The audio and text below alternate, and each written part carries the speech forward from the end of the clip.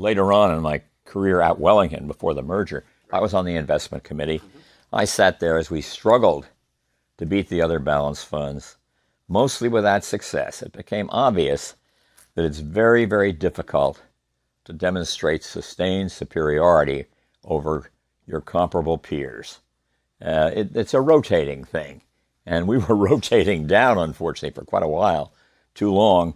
But eventually, if you do the right things, and not genius things, just common sense things, you come back and somebody else is at the bottom of the deck. But we were down there deeply because Wellington Fund had basically been destroyed. Its assets went from $2 billion to $400 million. And because the performance was terrible and because investors saw that and deserted the fund in droves. And the broker-dealers deserted the fund in droves, too. We were sold through brokers. So we had the index fund, but that was still going to take a long time. It actually took 20 years before the index fund started to catch on in the mid-'90s. It started in 1975. And why don't you just start with the framework of how you thought about constructing the index fund from the get-go? Well, this turns out to be a very important insight, and that is I couldn't think of anything to use except the S&P 500 index. And the reason that's a great index is it's weighted by the market capitalization of the company. So if the market capitalization of, say, General Motors goes up 5%, the fund's investment in General Motors goes up 5%. So you don't have to do rebalancing. One of the earliest attempts to do indexing, which I'm not even sure was called indexing, was the Samsonite pension plan. And that was run by Wells Fargo. And they chose the New York Stock Exchange index. This is earlier than 1975, probably about 1972 or 3. And they couldn't make it work. It was a nightmare because it was price weighted. And every time the price changed, they had to change everything around. And and they actually finally got wise and picked the S&P index a few months after we had picked the S&P index for the new fund. It was just a fortuitous choice because I really didn't know anything else. It was the only one that made any sense at all to me. And that may be my common sense. And believe me, when you're talking to your students, tell them never, never, never to forget the value of common sense. Well, I exhumed the phrase. I don't think anybody used to use it. They do a little bit more now. Occam's razor. Sir William of Ockham over in England in the, I think, 1400s. If there are multiple solutions to a problem, choose the simplest one. There you go. And so this comes back to that idea of simplicity.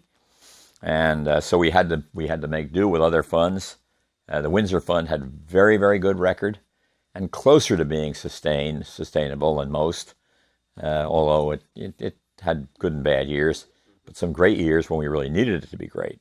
It was the largest equity fund, largest fund in the mutual fund business for a while during the 70s.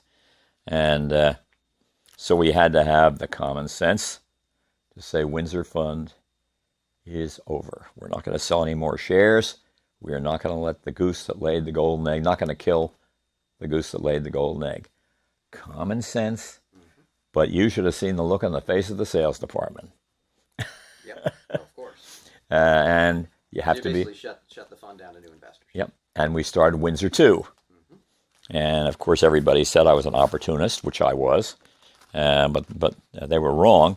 Windsor 2 could never be as good as Windsor Fund. And the next 25 years, they were very similar, but Windsor 2 actually was slightly better. So, it's not a good idea to make absolute statements about this business unless you really know what you're talking about, and I'm not sure I did. And along the way, I restructured all by myself the Wellington Fund. And in 1978, got rid of all the crazy go-go growth that these managers had put in it, and shifted from a growth emphasis to an income emphasis in 1978, and it has been one of the top performing balanced funds ever since, and it's hard to believe that's almost 40 years ago now. But it worked. And I even gave them a sample that Wellington was still running it, but they had to do what I, as the head of the funds, their employer, wanted to do. I had to get the board's consent to be sure. And so they didn't like it. The portfolio manager said, I want you to get the income up 50% in 5 years. Right. The dividend income. We needed to have a dividend on the fund Right. in order to be even remotely marketable. And they'd gone all the growth route. So believe it or not, I showed them boom, boom, boom, boom, how I wanted them to do it. And boom, boom, boom, that's exactly the amount of dividend we got over the next 5 years. And he said, you're telling me to, and I said, you can't change the equity ratio. You can't cut that way down and put a lot of bonds in to get there. You got to do it with stocks.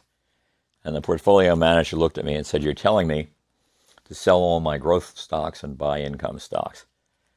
And I said, I would never tell a portfolio manager to do that. Just get me the 85 cents per share. And so he did it. He had to do it. Yep. I knew that, and he knew that.